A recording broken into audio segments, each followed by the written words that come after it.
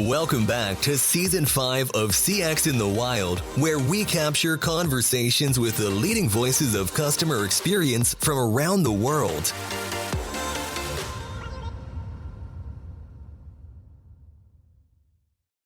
Let's start out with your name, who you are, and what you do. My name is Ismail Dawjee. I am a designer of sorts, or at least that's how it started out, but I'm currently the managing executive of a design business. Okay. And what does that even mean? It's a lot of different things. I think at the heart of what we do is what I would term experience innovation. So our capabilities are quite broad, but we're focused primarily on how different fields of design are organized for outcome. And that outcome is typically, creatively shaping value in businesses. And that's how we see the impact of what we do. So that's, and across that, the managing director role is it's everything. It's IT, it's HR, it's capabilities, the skills, the culture, mindset, delivery, and all of that. So you're painting with a really broad palette of colors. I hope so. Well, in the design business, how long have you been doing this? So as a designer, I actually started off as a very traditional visual graphic design. That's probably where I started off. And as the market started changing, people just started coming into the studio asking for different stuff. And it turns out I had quite a love for the digital part, or what was emerging as the digital part of design, or the experience leg of design. And that's going on now 14 years. 14 years. 14 years. Yeah. What is what's the most common customer experience design problem in the last year for your team, for your clients? Onboarding. That's it. So a lot of the clients that we work with are big enterprises, and so South Africa has a very unique problem in that sense, which is the operating model of the businesses we work with, especially financial services, are heavily fragmented, but they're not. I wouldn't say fragmented. Let's say federated, which means they're designed for operating model efficiency. When you add the experience layer on top of that, you start asking questions around how is the brand related to the product, and how is the product related to the systems, and where in this whole picture does the customer come into play? And you figure out that all of these things have different owners and different stakeholders and different forms of making decisions. And I would say getting the customer into an experience and designing for that experience is incredibly difficult, because it's the underlying environment is quite disparate, very split up. That's probably fair. That sounds like a very, very, very acute version of a challenge that we see in a lot of different brands, organizations, and industries. How does your team tackle that challenge? I think we're firm believers in the idea that collaboration can supersede any artificial lines. I think that's one of the things we really focus on. And so we're very big fans of objectives and key results. And we know that a lot of people differ on the approach and style. So typically in an organization, you have product-centric people who have a very different way of going to market, so to speak. You have the technical fraternity who think very differently from us, but their considerations are very special because they deal with something very specific. I would say the part that we all agree on is where the value gets created, and we agree on the customer part. And so we try our best within our work to focus on where can we bridge the gap in terms of all of these different pieces and align people around the customer. Because you could speak about design, but nobody wants to hear designers talk about how awesome design is. But we can all align on the fact that we want to do the best for the customer. And so we sort of reverse engineer that point of view into who can be responsible or should be responsible and accountable for each one of these pieces. And that's typically where we start to organize journeys. What I like about what you said is it's very consistent with what I hear from CX leaders everywhere in the world. That being said, what I know about South Africa now, Africa, is the African consumer is so different compared to what people generally think of as a consumer in our industry. And what I mean by that is when you are subsisting on less than, $1,000 a month for your entire family, everyone involved with you, and many South Africans that I've interviewed are actually sending money to elsewhere in Africa to support people. Those consumers are very thrifty. They have a different sensibility about expectation of service and value, and their engagements are in many ways much more sophisticated than your general buyer in, let's say, the United States or the UK. So I'd say that only as an overture to you, because what you said sounds in many ways normal to other CXers, but we're work with you for a week. I suspect they would find that the level of collaboration versus bureaucracy that you face is probably unparalleled. I think that people would find that your ability to measure and track customers is vastly less in some purchase decisions, but vastly higher in transactions. And I would say that people would find that while you have described a lot of the common terms of the industry, your insights around speed to market, or let's even call it market fit planning, have to be extraordinary. And I'm just saying that from just listening to you for 5 minutes. How accurate was anything I just said? I think it's spot on. And one of the things we've come to understand as a designer, because, along my history of work, I've worked in different places. One of my favorite places where I think I grew up as a designer, incidentally, was IBM. So I worked for about 4.5 years at IBM in enterprise services and then later in IBM Interactive.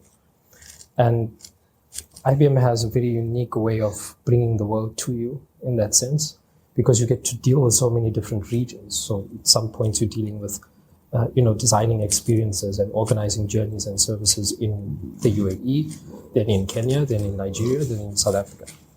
And South Africa is probably one of the toughest places to design for. It's incredibly difficult. A friend of mine who I knew at IBM always described to me the idea of doing a journey in the Netherlands versus doing a journey in South Africa. And it's like in the Netherlands, everyone's Dutch. And in South Africa, you don't know who you're really designing for until you have market-led evidence on behavior. So you can't do the demographic split that well. And you can't do the way typical banking segmentation works, which is people organized by things like income and age. So it's very difficult to isolate a particular kind of behavior that you're working for, which is why I love the work of Clayton Christensen, if I'm getting that correct. Christian Clayton. But he's one of my favorite people because he helped organize the idea of the job to be done. And I think that helps speak to a much broader set of behaviors from a journey perspective. A good example of this is there's a very small middle market in South Africa.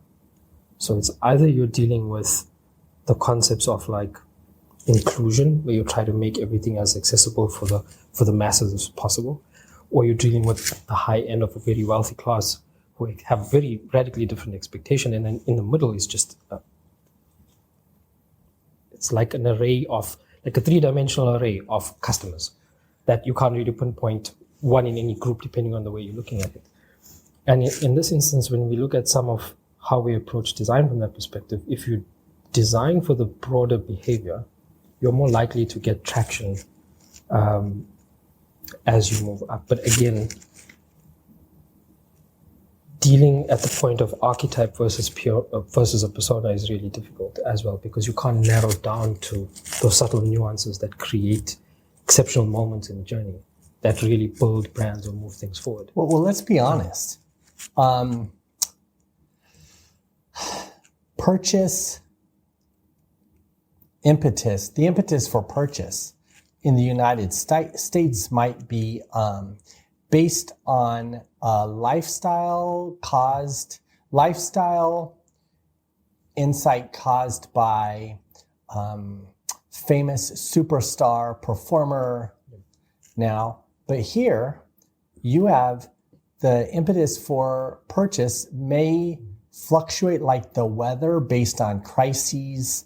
I bet you just based on how much power is on or off in a given time period may change the dynamic of what my family needs this week. Mm-hmm. Might have to shift from water to chocolate. I don't know, but you're faced to, and I highlight some of this because in your mind, this is all natural to you, but in the wider audience's mind, they have no idea what you're going through. So I just try to voice this for you. I don't mean to put words in your mouth. But based on everything you said, here's what that tells me about folks like yourselves. You're probably one of the strongest innovators in the world in terms of CX. And I see that not just with you, sir, but everyone I speak to in this market.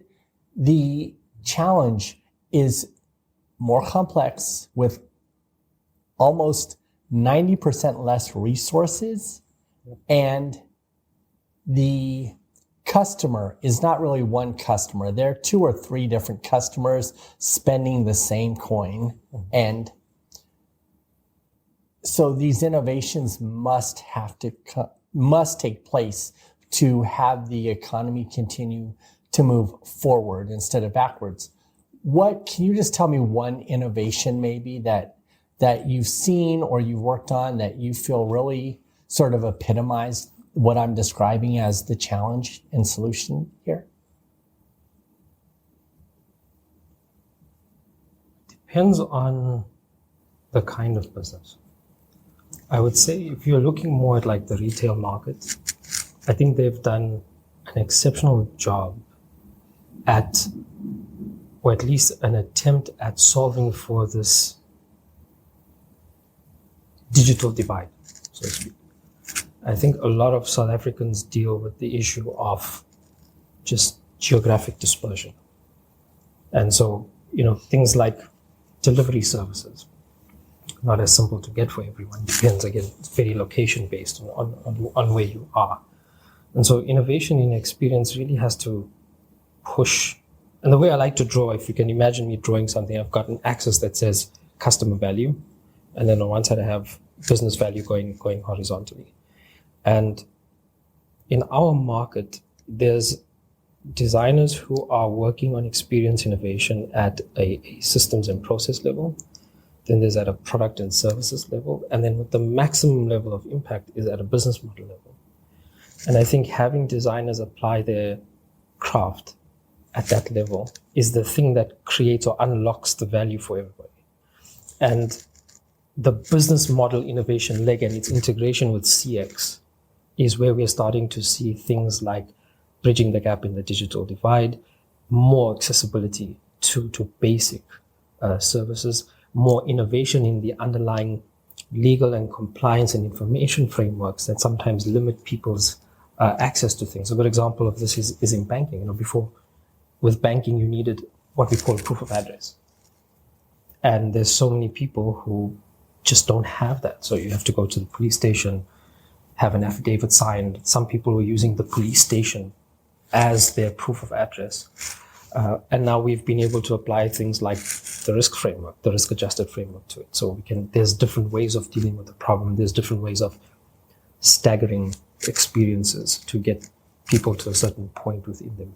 And I think one of the advantages that we have, and maybe it's not as digitally led, but in South Africa, personalization is still very much about dealing with people face to face. And so there's a point in almost every journey where I think of where the brand and the experience and the product is being delivered by people. And so we get to be a bit more creative with that interaction. And so for us, the experience innovation is actually in the engagement between people, as opposed to, sometimes people and self-service, as an example. I think that's where the key innovation comes in. One of the things that our team works on is financial advice. And we're doing this through what we call a digital advisor experience. And that's a digital model that's designed around two people engaging with each other. And I think that's sort of where innovation in this context is going to come from. It's very difficult to say that we're going to lead experiences and the way they're developed and the way they're orchestrated if we're focused only on the moments where we can compete on things like speed. And that's become one of our biggest issues. And this is something that I try to advise all of our clients on. Innovation in experience is not based on things like speed. Speed is a good component. It's a good part of it, and you'd probably want to have it. But it's not necessarily what's going to build your brand. It's not going to bring your proposition to life inside that journey. And if you're competing on things like speed, like how quickly you can onboard a customer, you're really giving yourself the lever of who has the best tech. You're not giving yourself all of the freedom to explore all of the other parts of your business where you can accelerate experience. So sometimes we need to focus on not just the speed part, but we need to focus more on brand. We need to focus more on propositions. We need to focus more on really materializing clear proof points that it's evident in journeys that are more holistic, that cover a lot more space in business. That's where I think the real innovation is going to emerge. And I think it's still yet to emerge. I don't think we're anywhere near what I would consider a solution for that practitioners can look at and say, there are clear patterns for how we solve for these kinds of things. But one thing that's emerging is personalization in our context is very much based on people. Those interactions and how they deliver things like your brand can actually be designed. And they can be orchestrated at scale. So I think that's the way it's good. But only if we're working with designers at a business model level. If we're constraining design teams to help us mildly improve the way a process works by applying the customer layer onto it, it will naturally be limited in its solutions. Brilliant. Just thank you so much. Last question. I just would love for you to tell me your name again, and if you had one thing to say to the rest of the world, what would it be? I'll start with my name. So my name is Ismail Dawjee. I'm the managing director of Immersion Group, which is an product innovation or experience innovation company. One thing to say to the world, that's a tough one.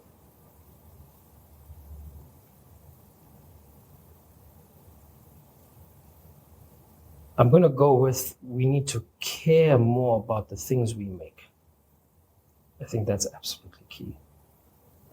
We find that sometimes in product-centric businesses or in very particular market contexts, there isn't a great deal of care that goes into the craft behind something. And so just your day-to-day interaction with everything around you that's supposed to make life better feels broken. It feels like some system is down, something's not working properly, my order got cancelled, the driver doesn't know where my house is. There's just all of these things that feel incredibly broken. And I think there's some underlying causes for it, but I would say, the one thing I would say to anybody who's either in CX or UX or any one of the design fields, which is primarily our job, is to render good things, to make things better. So I would say a great deal of care and creativity needs to go back into what we do. Doesn't matter what you do. I would say I'd focus naturally on the design fields, but I would say whether you're a business analyst, whether you're a UI designer, whether you're a CX, whether you're in service design or whatever it is, we use whatever the term is we're using today. I think the care aspect needs to become a much bigger part of the way we think. Awesome. Thank you for being on the podcast today. Thanks for tuning in to CX in the Wild. If you'd like to be on the show, connect with us through the link in the description or DM Dennis on LinkedIn.